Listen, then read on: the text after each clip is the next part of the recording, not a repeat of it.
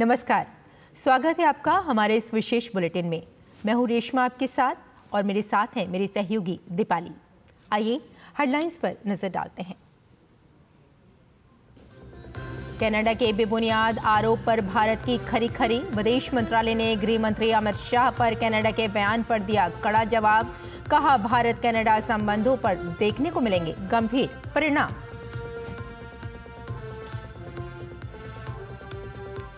भाजपा के मिशन झारखंड को धार देने आज रांची पहुंचेंगे अमित शाह। भाजपा ने कहा, सरकार में आने पर 5 लाख रोजगार के अवसर करेंगे सृजित। 5 नवंबर से कांग्रेस के प्रचार में आएगी तेजी। कांग्रेस अध्यक्ष खड़गे की गारंटी पर नसीहत के बाद तेज हुए भाजपा के हमले। सुधांशु त्रिवेदी ने कहा, कांग्रेस जहां भी सत्ता में आती है वहां के लिए चुनौतियां लाती है।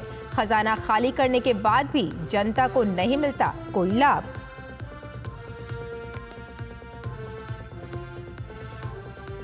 रेलवे की ओर से पूरे देश में 6 स्पेशल ट्रेनों का संचालन जारी। आज 168 ट्रेनों के जरिए यात्रियों के लिए विशेष सुविधा। जम्मू कश्मीर के अनंतनाग में 2 आतंकी ढेर। सेना, जम्मू कश्मीर पुलिस और सीआरपीएफ का संयुक्त अभियान। छिपे हुए आतंकियों की तलाश जारी।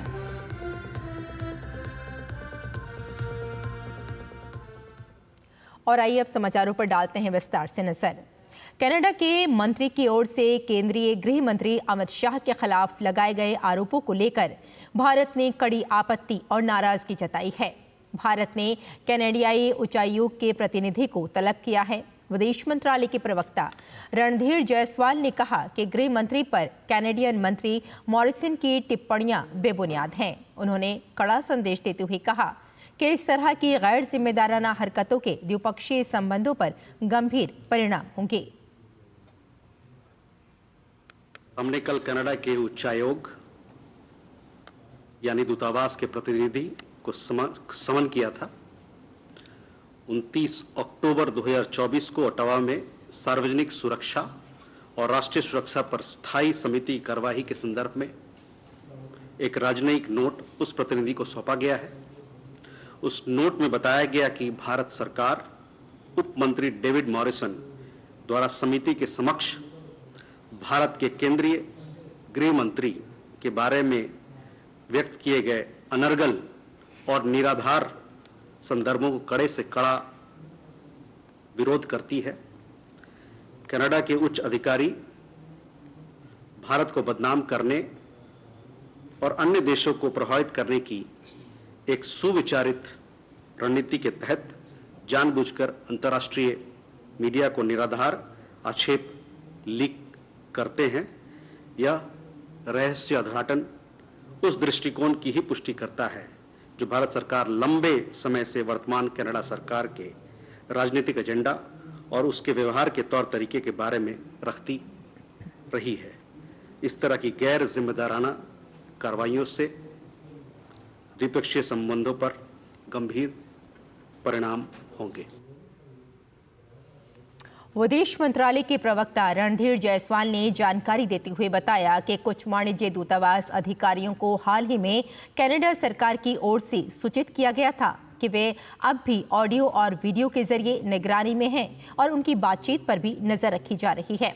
हमने कनाडा सरकार के सामने औपचारिक रूप से विरोध जताया है।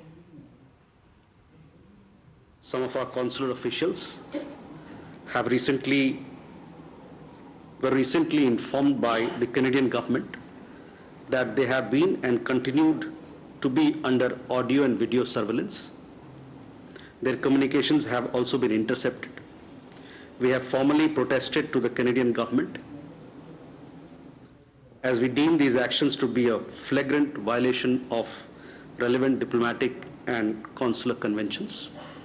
By citing technicalities, the Canadian government cannot justify the fact that it is indulging in harassment and intimidation.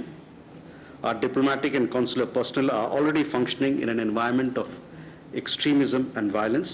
This action of the Canadian government aggravates the situation and is incompatible with established diplomatic norms and practices. भारतीय कंपनियों पर अमेरिकी प्रतिबंधों पर बताते हुए विदेश मंत्रालय के प्रवक्ता ने कहा कि भारत के पास रणनीतिक व्यापार पर एक मजबूत कानूनी और नियामक ढांचा है। हम 3 प्रमुख बहुपक्षीय अप्रसार निर्यात नियंत्रण व्यवस्थाओं, वायुसेनार व्यवस्था या फिर ऑस्ट्रेलिया समूह और मिसाइल प्रौद्योगिकी नियंत्रण व्यवस्था के सदस्य भी हैं। अप्रसार पर प्रासंगिक यूएनएससी प्रतिबंधों और यूएनएससी संकल्प 1540 को प्रभावी ढंग से लागू कर रहे हैं। India has a robust legal and regulatory framework on strategic trade and non-proliferation controls.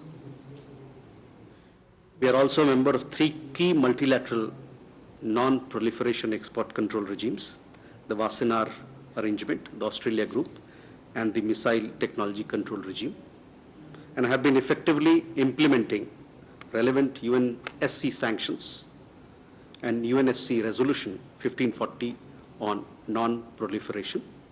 Our understanding is that the sanctioned transactions and companies are not in violation of Indian laws.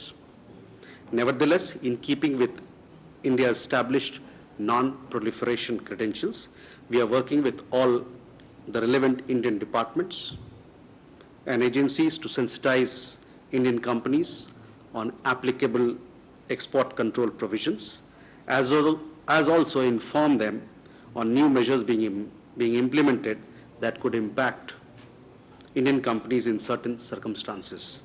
Regular strategic trade, export control outreach events for Indian industries and stakeholders are being carried out by agencies of the Government of India.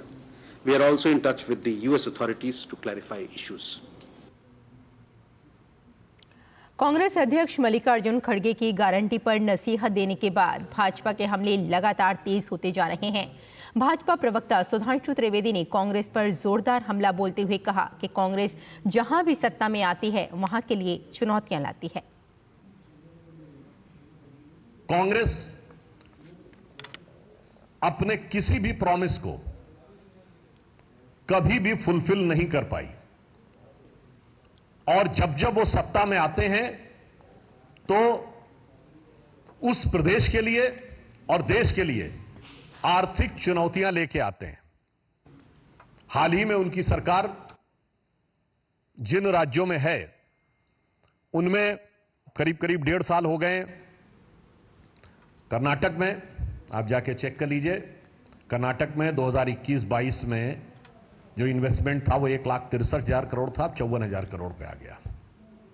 Himachal में आप याद करिए कि इन्होंने क्या दावा किया था कि हम पेट्रोल और डीजल के दाम कम कर देंगे, आते ही 3-3 रुपए बढ़ा दिए। और उसके बाद क्या स्थिति हो गई कि सरकार के पास कुछ ही दिनों में इतना पैसा भी नहीं रह गया कि वो सही ढंग से सैलरीज भी दे सके। सुधांशु त्रिवेदी ने कहा कि कांग्रेस सत्ता में आने पर खजाना खाली कर देती है और जनता को सुविधा भी मुहैया नहीं करवा पाती है। बात यह है, कुछ लोग ऐसे होते हैं जिसमें कांग्रेस पार्टी और विपक्षी दल प्रमुख हैं, जिनके दिमाग इतने खाली होते हैं कि सत्ता में आने पर खजाना खाली कर देते हैं और इसके बावजूद जनता को वांछित व्यवस्था उपलब्ध नहीं करा पाते। और झारखंड में पहले चरण के चुनाव के लिए सरगर्मियां तेज हो गई हैं। गृह मंत्री अमित शाह आज शाम राजधानी रांची पहुंचेंगे। रांची में अमित शाह प्रदेश कार्यालय में आयोजित 2 बैठकों में शामिल होंगे। पहली बैठक प्रदेश भाजपा के नेताओं की है। इसमें संगठन प्रभारी लक्ष्मीकांत वाजपेयी, चुनाव प्रभारी शिवराज सिंह चौहान और हेमंत बिस्वा शर्मा भी शामिल होंगे और अब तक की चुनावी प्रक्रिया पर विमर्श करेंगे। इसके बाद सभी विधानसभा प्रभारियों के साथ बैठक होगी। इस बैठक में चुनाव प्रचार अभियान पर चर्चा होगी। प्रदेश अध्यक्ष बाबूलाल मरांडी और तीनों प्रभारी भी इस अवसर पर उपस्थित रहेंगे। गृह मंत्री इन बैठकों के साथ ही विधानसभा चुनाव में जीत की रणनीति बनाने का काम करेंगे। रांची प्रवास के दौरान गृह मंत्री अमित शाह उन लोगों से भी मिल सकते हैं जिन्होंने भाजपा के अधिकृत प्रत्याशियों के खिलाफ नामांकन कराया था और बाद में वापस ले लिया। चुनाव से प्रभारी और असम के मुख्यमंत्री हेमंत बिस्वा शर्मा ने इन बागी नेताओं को नाम वापस करने के लिए मनाया था। इसके अलावा पार्टी के सांसदों की भी गृह मंत्री संग बैठक की संभावना है। इनमें उनके क्षेत्र में चुनाव तैयारियों पर विमर्श किया जाएगा। अमित शाह कल रांची से सिमरिया, बरकट्टा और घाटशिला जाएंगे। इन तीनों जगहों पर भाजपा प्रत्याशी के लिए अमित शाह वोट की अपील करते हुए जनसभाओं को संबोधित करेंगे। और दिवाली के त्योहार के अवसर पर बारामती का सियासी मैदान सभी के लिए आकर्षण का केंद्र बन गया है। यहाँ चाचा शरद पवार और भतीजे अजीत के बीच की खाई दिवाली के मौके पर साफ दिख रही है। दरअसल पहली बार पवार खानदान की दिवाली अलग अलग मंचों पर मन रही है। चाचा शरद पवार गोविंद बाग में तो भतीजे अजीत काटेवाड़ी में अपने मतदाता और समर्थकों के साथ दिवाली मना रहे हैं। दरअसल बारामती की जनता के लिए पवार परिवार की दिवाली वर्षों से आकर्षण रहा है। जब इस मौके पर पवार फैमिली तमाम मतभेदों को भुलाकर एक मंच पर आते थे और समारोह में आए लोगों से स्नेहपूर्वक मिलते थे, लेकिन ये वर्ष पुरानी परंपरा ध्वस्त हो रही है। साल 2023 के अप्रैल महीने में बड़े पवार से अलग होकर अजीत पवार ने अलग पार्टी बनाई थी। जब भी जनता के दिल में ये उत्सुकता थी इस बार की दीपावली में पवार परिवार एक मंच पर आते हैं या नहीं। हालांकि उस समय दीपावली के मौके पर अजीत पवार सपरिवार उत्सव में शामिल हुए। पार्टी में विभाजन के बाद भी पवार परिवार अविभाजित रहा और पवार परिवार के बीच विभाजन की लकीरें तब लंबी हुई जब साल 2024 के लोकसभा चुनाव के बड़े पवार ने अपनी बेटी सुप्रिया सुले को बारामती लोकसभा सीट से चुनावी दंगल में उतारा। तब अजीत पवार भी पीछे नहीं रहे और अपनी पत्नी सुनेत्रा को सुप्रिया सुले के खिलाफ चुनावी समर में उतार दिया। चुनाव में शरद पवार की बेटी सुप्रिया सुले ने तो बाजी मार ली, लेकिन पारिवारिक कटुता चरम पर पहुंच गई। बिगुल विधानसभा चुनाव का बजा तो बारामती विधानसभा सीट से 7 बार के विधायक अजीत पवार 8वीं बार चुनावी मैदान में आए तो बड़े पवार ने सियासी बिसात बिछाकर अजीत पवार के भतीजे योगेंद्र पवार को चुनावी मैदान में उतारकर बड़े पवार ने वहीं दर्द दिया है जो सुनेत्रा की उम्मीदवारी पर शरद पवार को मिला था। चाचा भतीजे की लड़ाई अब सियासी मैदान में शुरू हो गई है। पूरे गन्ना उत्पादक क्षेत्र में एनसीपी बनाम एनसीपी की लड़ाई में 38 सीटों पर मुख्य मुकाबला है। इस मुकाबले में तय होगा कि शुगर बेल्ट का असली बादशाह कौन है। अजीत पवार ने अपने सभी विधायकों को टिकट देकर चला है तो बड़े पवार ने नए चेहरों को दंगल में उतारकर नई चाल चल दी है। चाचा भतीजे की शहमात के बीच दिवाली है। दोनों दिग्गजों ने सोशल मीडिया पर अपने समर्थकों मतदाताओं को अपने अपने मंच पर जुटने का संदेश भेज दिया है। पहले महिलाओं पर अभद्र बयान फिर माफी। जी हां, कांग्रेस और उनके सहयोगियों की अब ये आदत बन गई है। महिलाओं को लेकर अभद्र टिप्पणी पर मचे बवाल के बाद महाराष्ट्र में शिवसेना यूबीटी नेता अरविंद सावंत ने अपने बयान पर माफी मांगते नजर आए। जो वक्तव्य हुआ वो वक्तव्य को उसका अलग अर्थ लगाकर जानबूझकर मुझे टारगेट किया जा रहा है, वो मुझे खेद लगता है, दुख लगता है। लेकिन फिर भी मेरे वक्तव्य से किसी को मन को ठेस पहुंची होगी तो मैं दिलगिरी व्यक्त करता हूं, मैं उनका सम्मान करता हूं। और मैंने कभी पिछले मेरे 55 साल में अवमान नहीं किया, आज भी नहीं करूँगा, कल भी नहीं करूँगा।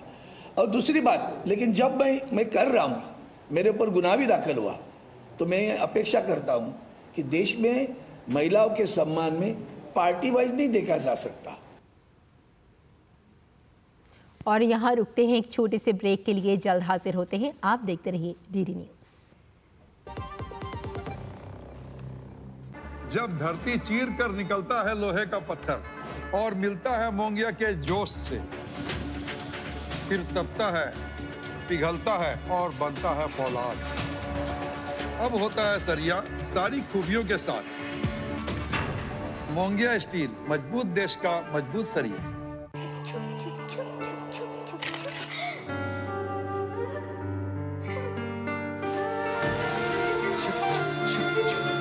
आ जाओ। Yes papa. जिंदगी किसी के लिए नहीं रुकती, हम भी आपको कहाँ रुकने देंगे।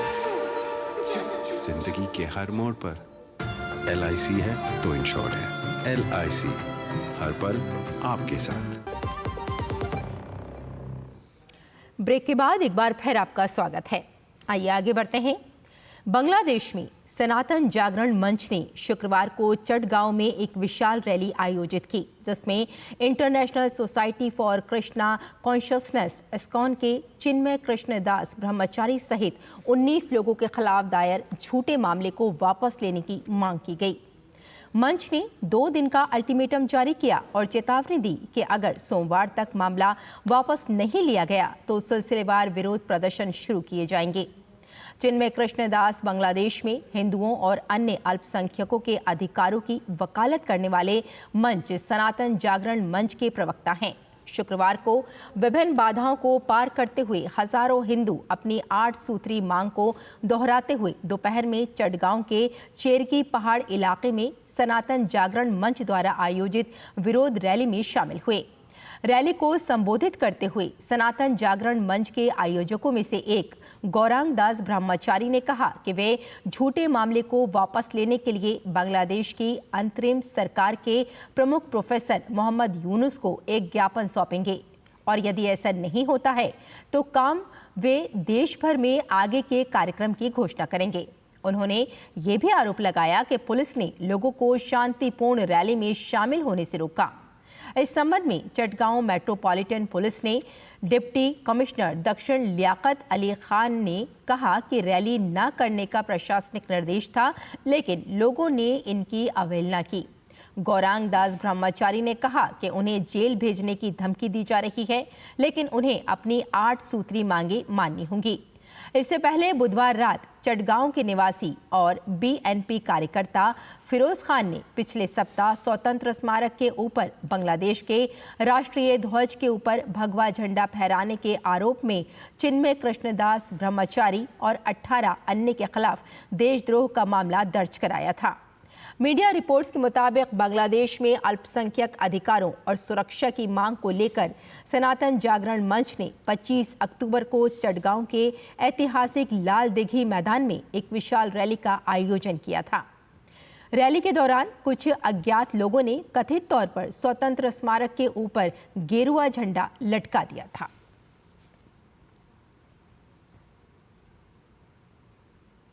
और नई दिल्ली रेलवे स्टेशन पर भारतीय रेल मुसाफिरों के लिए इलाज की व्यवस्था भी कर रहा है। मेडिकल कैंप प्लेटफॉर्म नंबर 16 पर मौजूद है, जहां इलाज के लिए मुसाफिर आ रहे हैं। हमारे संवाददाता राजेश राज ने नई दिल्ली रेलवे स्टेशन पर रेलवे के मेडिकल कैंप का जायजा लिया। ये 16 नंबर प्लेटफॉर्म है नई दिल्ली रेलवे स्टेशन का, जहां पर रेलवे के द्वारा देखिए ये तमाम चिकित्सक यहाँ तैनात हैं।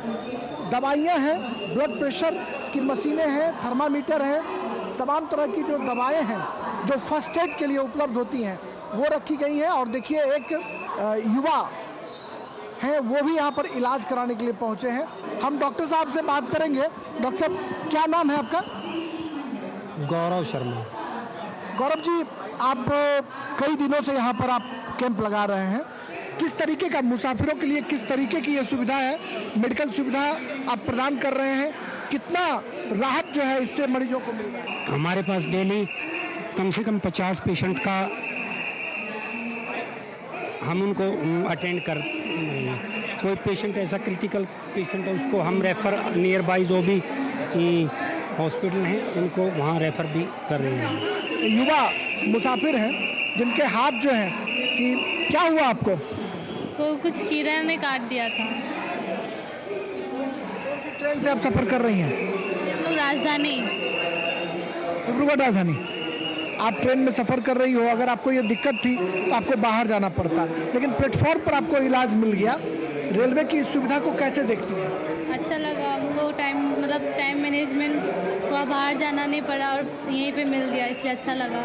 और सर लोग ने अच्छे से ये ट्रीट किया, फर्स्ट एड किया, अच्छे से किया। रेलवे ने जिस तरीके का इंतजाम किया है उसमें एक युवा होने के नाते आप कैसे देख रही हैं इसको?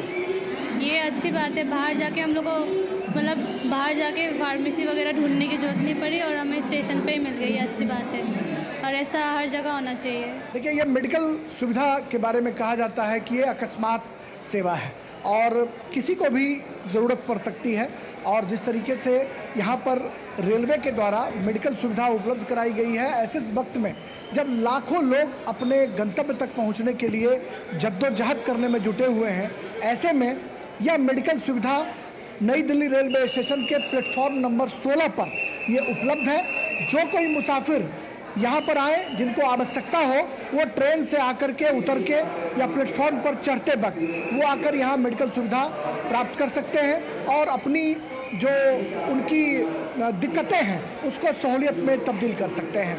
कैमरामैन पीयूष वर्मा के साथ नई दिल्ली रेलवे स्टेशन से मैं राजेश राज, डीडी न्यूज़ के लिए। दिवाली के बाद अब देश भर के रेलवे स्टेशनों पर छठ पूजा पर घर जाने वालों की भीड़ लगी हुई है।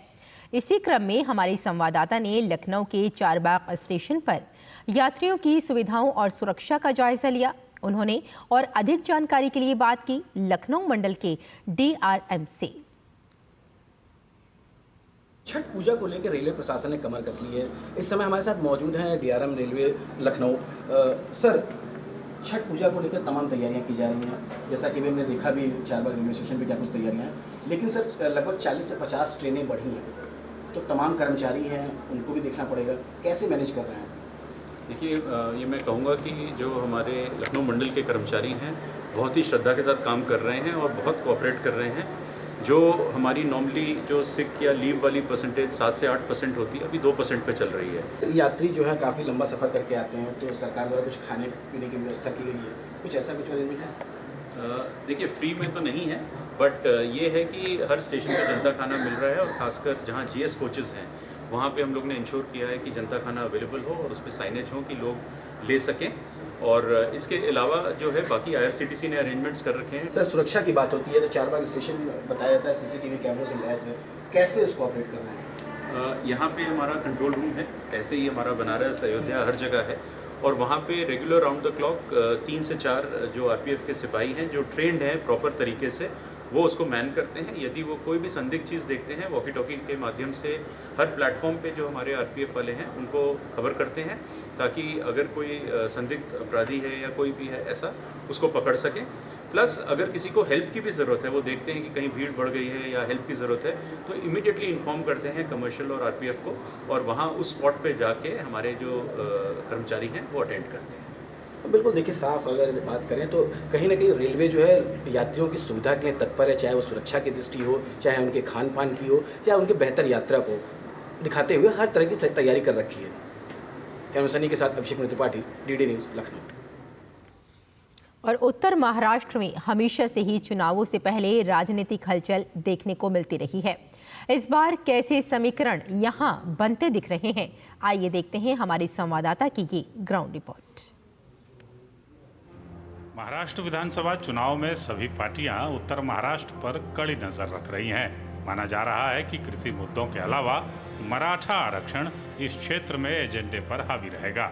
47 विधानसभा क्षेत्र और 5 जिलों में फैला हुआ उत्तरी महाराष्ट्र इस बार सबके आकर्षण का केंद्र बना हुआ है। इसकी सबसे बड़ी वजह यह है कि महाराष्ट्र के कई बड़े नेता जैसे कि छगन भुजबल, एकनाथ खड़से, गिरीश महाजन जैसे नेता यहां से आते हैं।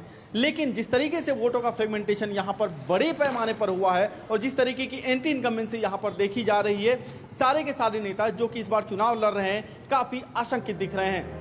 विशेषज्ञों का मानना है कि भाजपा के नेतृत्व वाली महायुति के खिलाफ वोटों को एकजुट करने की मनोज जरांगे पाटिल की कोशिश मराठा समुदाय में उनकी राजनीतिक आकांक्षाओं को लेकर संदेह पैदा कर रही है।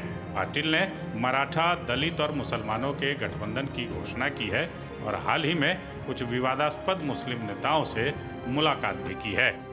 एक फैक्टर का प्रभाव नहीं दिखेगा, सब जो प्रभाव है, जैसे धुलिये में है अनिल गोटे नाम के एक बड़े पुराने खिलाड़ी है, हर पार्टी में जाकर आए हैं, और बहुत सारे ऐसे लोग हैं हर पार्टी में परिक्रमा पूरी करके फिर से वही पार्टी में आ गए, ऐसे भी लोग हैं। तो अभी इतना विश्वास लोगों में उन गद्दार लोगों के साथ नहीं रहा है, ऐसा दिख रहा है। चूंकि इस क्षेत्र के कई प्रमुख निर्वाचन क्षेत्रों में सत्ता विरोधी लहर मंडरा रही है, इसलिए प्रमुख नेता जमीनी स्तर पर गर्मी को देखते हुए सोच समझकर निर्णय ले रहे हैं। लोकसभा चुनाव परिणाम में मिले झटके को लेकर जहां भारतीय जनता पार्टी के नेतृत्व वाली महायुति एक एक कदम विधानसभा चुनाव में फूंक फूंक कर रख रही है, वहीं दूसरी तरफ महाविकास अघाड़ी के नेता भी इस प्रयास में लगे हुए हैं कि भारतीय जनता पार्टी की तैयारियों पर वो पानी फेर सकें। यह देखना दिलचस्प होगा जो उत्तरी महाराष्ट्र है, यहाँ के लोग किस विषय पर अपना मतदान करते हैं। अपने सहयोगी कपिल मस्के के साथ मुकेश कुमार शीतल, दूरदर्शन समाचार, महाराष्ट्र।